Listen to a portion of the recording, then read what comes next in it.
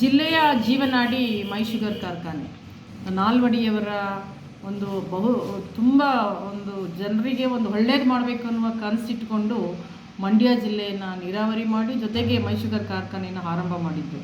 ಆದರೆ ಅಲ್ಲಿಂದ ಇಲ್ಲಿವರೆಗೆ ಆಳ್ವಿಕೆ ಮಾಡಿಕೊಂಡು ಬಂದಂಥ ಒಂದು ವ್ಯವಸ್ಥೆ ಏನಿದೆ ಅದನ್ನು ಸಂಪೂರ್ಣವಾಗಿ ಭ್ರಷ್ಟರು, ಅದಕ್ಷರು ಮತ್ತು ಅದರಲ್ಲಿ ಅಕ್ರಮ ಲೂಟಿ ಮಾಡಲಿಕ್ಕೆ ಇವತ್ತು ಮೈ ಶುಗರನ್ನು ಒಂದು ರೀತಿಯಲ್ಲಿ ಬಳಕೆ ಮಾಡ್ಕೊತಾ ಇದ್ದಾರೆ. ನಮ್ಮ ಉದ್ದೇಶ, ನಾವು ಹೋರಾಟ, ನಮ್ಮೆಲ್ಲ ಸಂಘಟನೆಗಳು ಹೋರಾಟ ಮಾಡೋದು ಉದ್ದೇಶ ಮೈ ಶುಗರ್ ಕಾರ್ಖಾನೆ ಸರ್ಕಾರಿ ಸ್ವಾಮ್ಯದಲ್ಲೇ ಉಳಿಬೇಕು ಮತ್ತು ಅದು ಆಧುನೀಕರಣಗೊಳ್ಳಬೇಕು.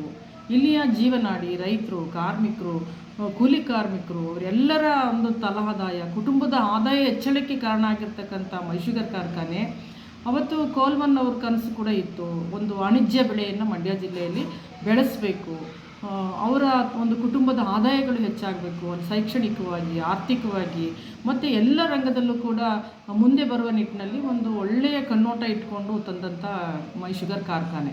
ಆದರೆ ಇವತ್ತು ಅದರ ಅಧ್ಯಕ್ಷರು ಮೊನ್ನೆ ಒಂದು ಪ್ರೆಸ್ ಮೀಟ್ ಮಾಡಿದ್ದಾರೆ, ಸಮಗ್ರ ತನಿಖೆ ಮಾಡ್ತೀವಿ ಅಂತ. ಹೌದು, ಅದು ಮೊದಲಿಂದನೂ ಏನು ಭ್ರಷ್ಟಾಚಾರ ಆಗಿದೆ ಅದು ಸಮಗ್ರವಾಗಿ ತನಿಖೆ ಆಗಬೇಕು.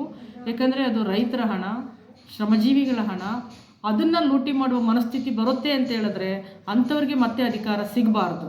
ಆ ಕಾರಣಕ್ಕೆ ಮೈ ಶುಗರ್ ಉಳಿಬೇಕು. ಮೈ ಶುಗರ್ ಯಾವ ಕಾರಣಕ್ಕೂ, ಯಾವ ಉದ್ದೇಶಕ್ಕೂ ಖಾಸಗೀಕರಣಗೊಳ್ಳಬಾರ್ದು. ಇವತ್ತು ಕಬ್ಬು ನುರಿಸೋ ಹೆಸರಿನಲ್ಲಿ ಆರ್ಬಿಟೆಕ್ಗೆ ಒಂದು ಸಾಕಷ್ಟು ಹಣವನ್ನು ಕೊಟ್ಟಿದ್ದಾರೆ, ಅದರಲ್ಲೂ ಅಕ್ರಮಗಳು, ಲೂಟಿಗಳು ನಡೆದಿದ್ದಾವೆ. ಇವತ್ತು ಮೈ ಶುಗರ್ ಕಾರ್ಖಾನೆಯನ್ನು ಉಳಿಸುವಂತಹ ಇಚ್ಛಾಶಕ್ತಿ ರಾಜ್ಯ ಸರ್ಕಾರಕ್ಕೆ ಬೇಕು.